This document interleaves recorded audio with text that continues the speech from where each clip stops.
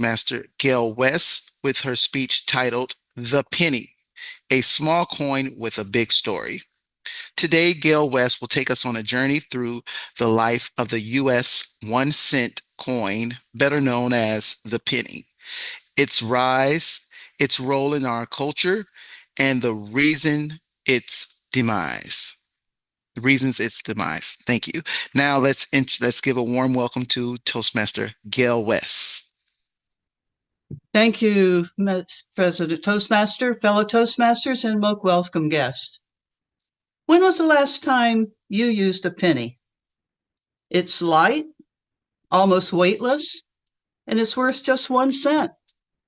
Yet for 2 centuries, this tiny piece of metal has carried the face of a president, the ideals of liberty, and the weight of American history. In case you didn't know, the American penny died last Wednesday in Philadelphia. It was 232 years old. The cause of death was irrelevance and expensiveness, according to the Treasury Department.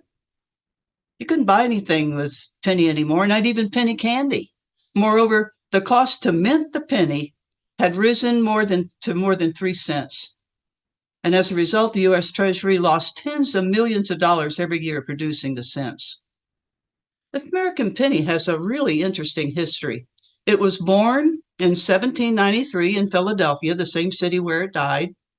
Its parent was Alexander Hamilton, who was the first Secretary of the Treasury and the chief author of the Coinage Act, which birthed the penny and its siblings. The earliest versions of the penny were much larger than today's penny. They were closer to the size of a $50, and they were made of pure copper. Over time, the penny evolved both in its design and in its composition. In its early life, it depicted Lady Liberty. She had long flowing hair, and through different decades, her hairstyle changed. And then in 1859, she was replaced by the Indian head penny.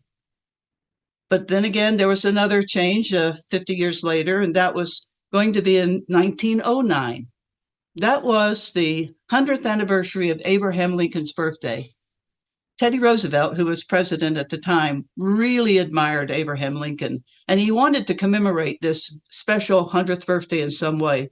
So he asked the U.S. Mint to introduce the Lincoln cent, making this and Lincoln the first time a historical figure had appeared on a regular U.S. coin. And that design of Lincoln's profile, which all of us know, took the front of the coin for the rest of its life, making it one of the most recognized coins in the world. Now, it's different on the reverse side of the coin, where it had shown a lot more variety. The original one had a 13-link chain, which represented the 13 colonies.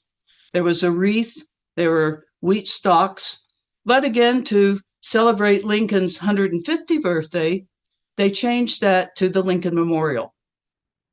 Then, in 2009, again celebrating Lincoln, this time his 200th birthday, they depicted 4 different scenes from Lincoln's life, like the log cabin, for example, or him sitting on a log.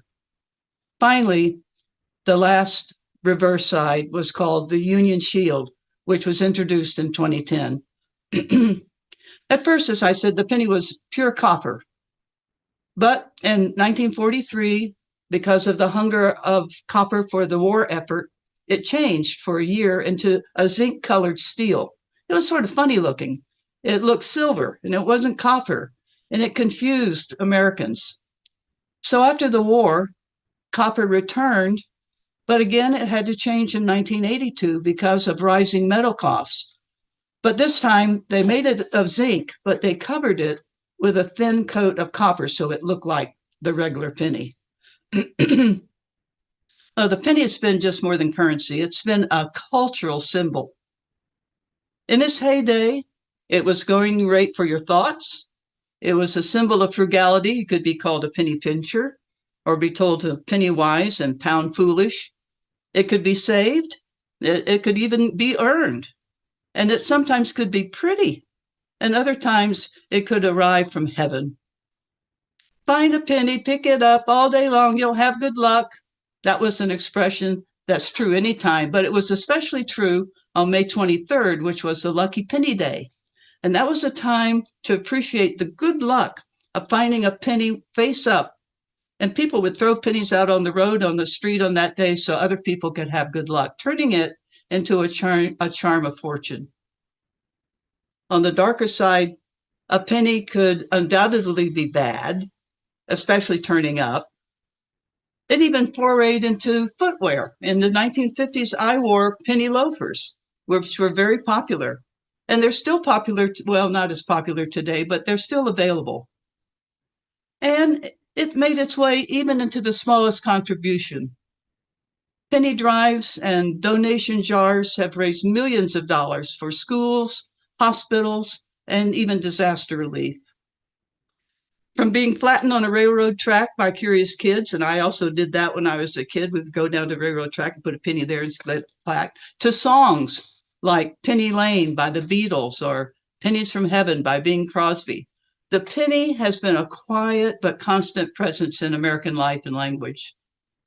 So, as the penny entered its long decline, it more and more frequently found itself casually tossed into a jar in somebody's home or lost in the cushions of your sofa or ignominiously dropped in a give a penny, take a penny tray at retailers. But President Trump signed the penny's death warrant in February. But it won't disappear right away because there are 300 billion pennies still in circulation. They'll be out there, maybe gathering dust or occasionally helping pay for something.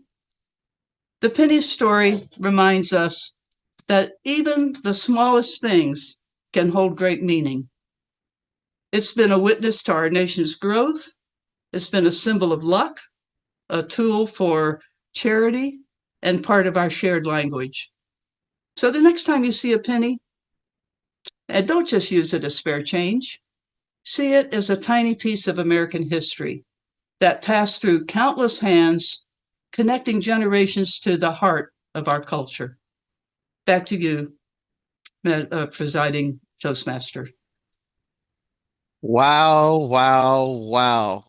That was presented in the most amazing fashion, the story of the penny.